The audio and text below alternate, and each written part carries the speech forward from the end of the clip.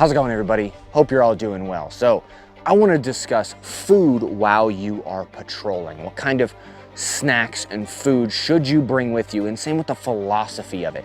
Where do I put it on my body? What types of food are long lasting, legitimate, and good for you for the most part that can keep you going through bad environments?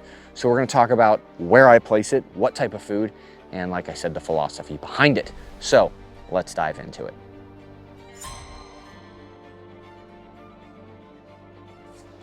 All right, so one thing that is often, I guess you could say, overlooked is really food. And it's funny because people don't overlook food, but they think of they don't think of the logistical factor of it. Where am I placing it? What am I eating? Do I need to heat it up?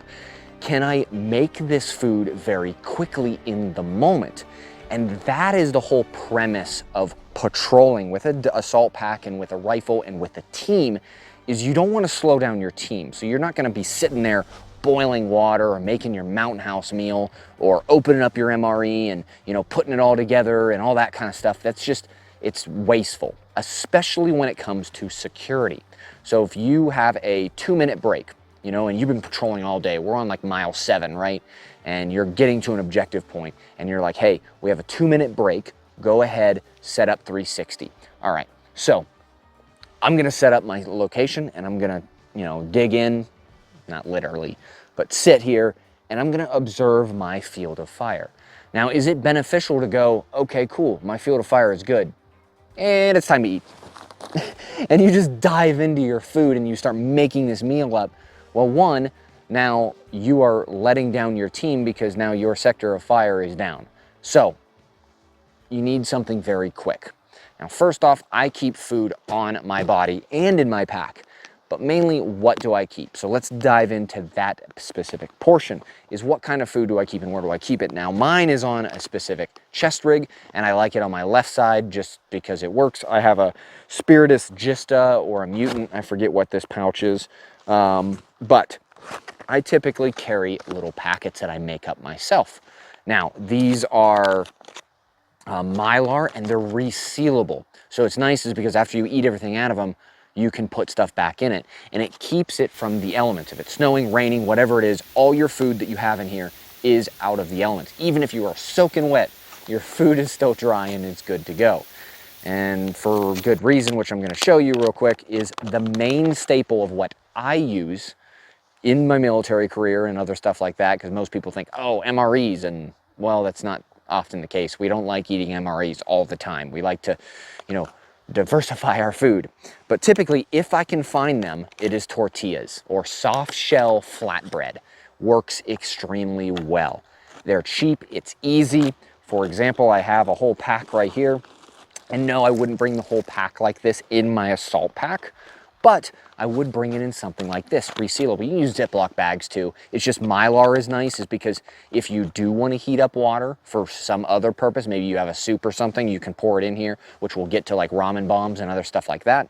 But the cool thing is, inside this pack, you can have your tortillas, like I said, boom, right there. But then you can also stuff it full of other stuff, as in tuna packets, right? Pretty much you can find these almost anywhere. Now, I recommend the sunflower oil because they give you that bump in calories. Is it good for you? No, but if you're burning it off, it'll give you more calories, especially in an environment like this that you're hiking all over the place. Now, some people say, no, I don't like tuna. Well, that's fine. Cool. There's other methods that I'm going to show as well. But you can put those little single mayo packets in here as well. So now you have literally a tuna sandwich ready to go in the moment. So if I am set up, literally I can open this up, right? Cool.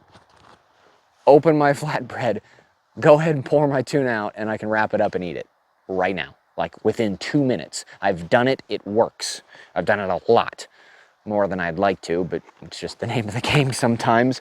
Now you can also do peanut butter and jelly. Now, cool thing is, here, they make these little packets, or I guess squeeze bottles or squeeze containers of peanut butter that you can just put a tortilla out, squeeze it out, and then go ahead and eat it. Is it the greatest thing? No, but this also stuffs away and it's resealable.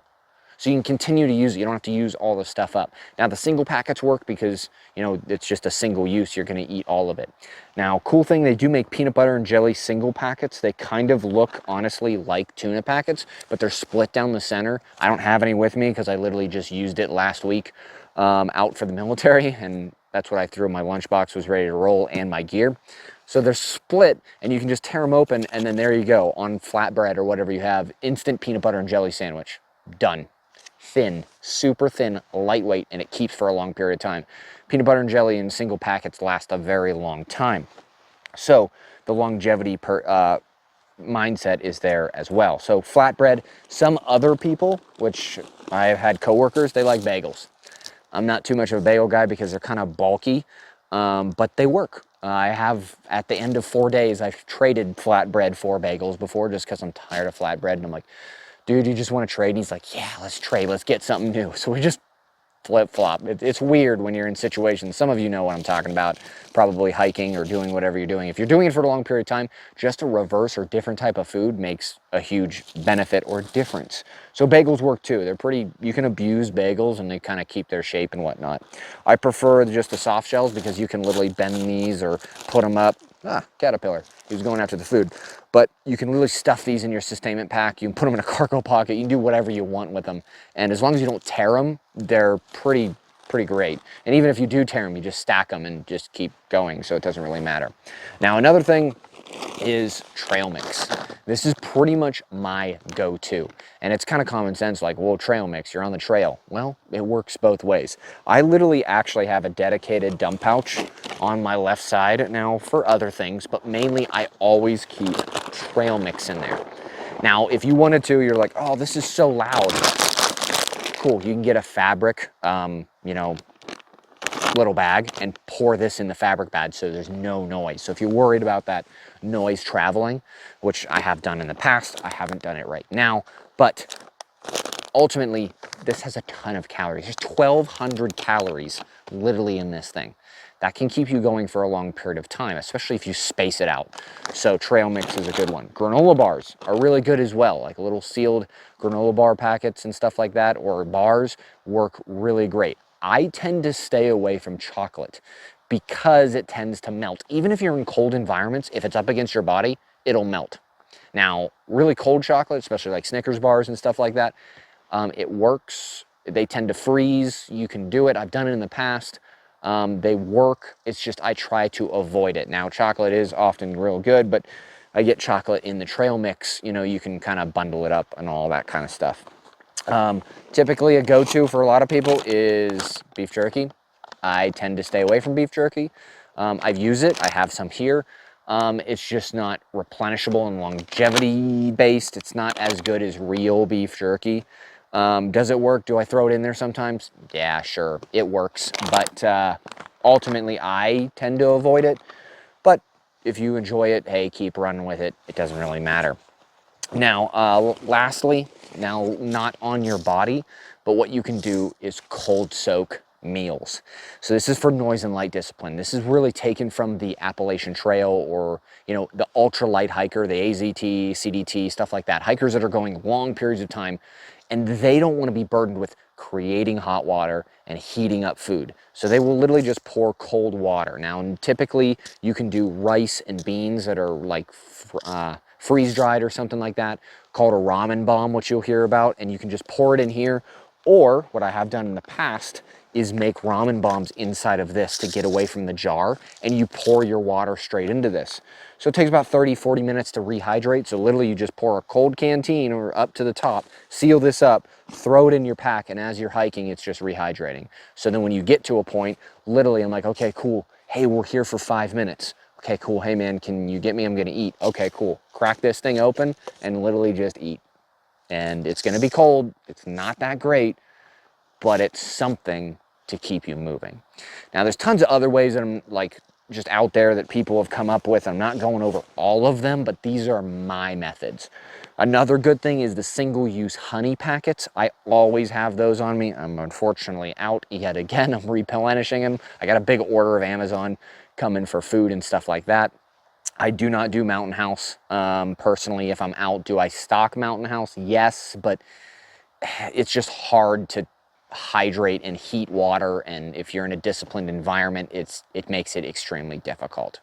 So this is what I use, is typically what I go with. If you want specific links to purchase all this stuff, instead of going to the, the store and whatnot and trying to find all this stuff, I'll link everything in the Amazon links, so you can just literally purchase and it just shows up to your house, so you don't have to deal with it, if you would like to do that. Just options. I'm going to link as much stuff as I can, so go check out the description box. If you guys like this kind of stuff, want to hear more about this, definitely like, subscribe. I greatly appreciate it. Subscribing helps out massively. It doesn't cost you anything, and it helps out my channel, and get to see more content like this all over the place, and more detailed content, I guess you could say.